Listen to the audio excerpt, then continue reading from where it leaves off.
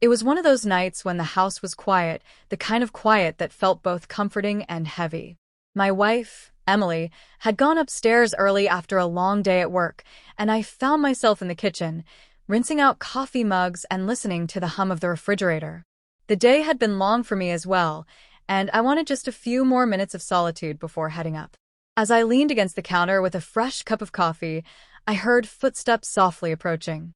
To my surprise, it wasn't Emily coming back down, but her sister, Claire. She had been staying with us for a few weeks while transitioning into a new job in the city.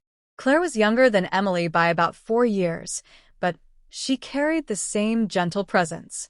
When she walked into the kitchen, she smiled in that familiar way, the kind that reminded me of the bond between the two sisters. "Couldn't sleep?" I asked, my voice low, not wanting to disturb the quiet.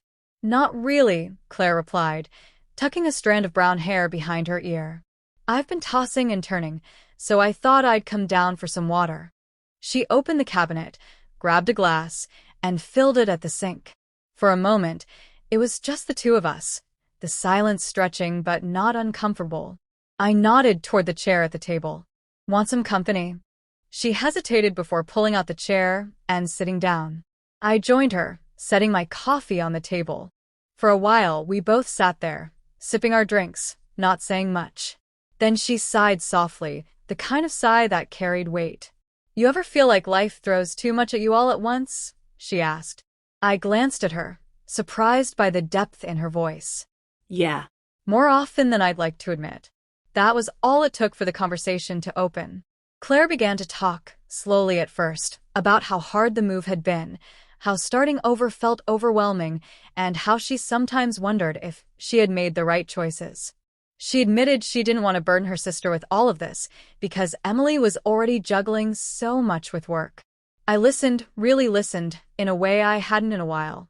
There was something raw in her words that reminded me of the moments Emily and I had shared when we were first married, those nights when dreams felt fragile but possible. "You're stronger than you think, Claire," I said quietly. "And you're not alone in this. You've got family. You've got us." Her eyes softened, and for a brief moment, I could see how much she needed to hear that. She gave me a small smile and whispered, "Thanks." I didn't realize how much I needed someone to say that. The night stretched on, and the more we talked, the more I realized how much trust was building in that small kitchen. She shared stories from her childhood, some funny, some bittersweet, and I found myself sharing my own struggles too. The pressure of work, the responsibility of being a husband, and the quiet fears I carried but rarely voiced. At one point, she reached across the table and placed her hand gently on mine. It wasn't a gesture of anything more than comfort, but it felt powerful. "You don't have to hold it all in either," she said softly. The words struck me. I hadn't realized how much I needed someone to remind me of that too. We both laughed after that, easing the weight of the moment, and before long, it felt as though the kitchen wasn't heavy anymore but warm, alive with connection. When Emily came down the stairs an hour later, rubbing her eyes and wondering why the light was still on, she found us laughing quietly at the table. "What's going on down here?" she asked with a teasing smile. "Just couldn't sleep," Claire said, standing to hug her sister. We were keeping each other company. Emily smiled, and I saw relief in her expression. She was glad her sister had someone to lean on, and in that moment, I felt a sense of peace. Over the next few weeks, that night in the kitchen became a turning point. Claire settled into her new job with more confidence, often reminding me of the words I had shared with her.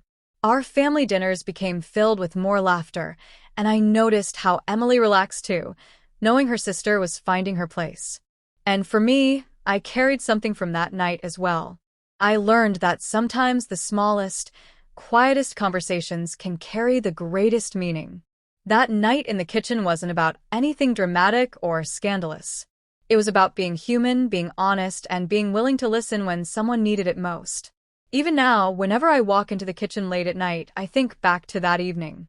I remember the sound of Claire's voice breaking through the silence, the comfort of knowing I could be there for someone, and the reminder that sometimes family is built not just through blood or marriage, but through the moments when we choose to show up for each other. That night changed me in a way I'll never forget.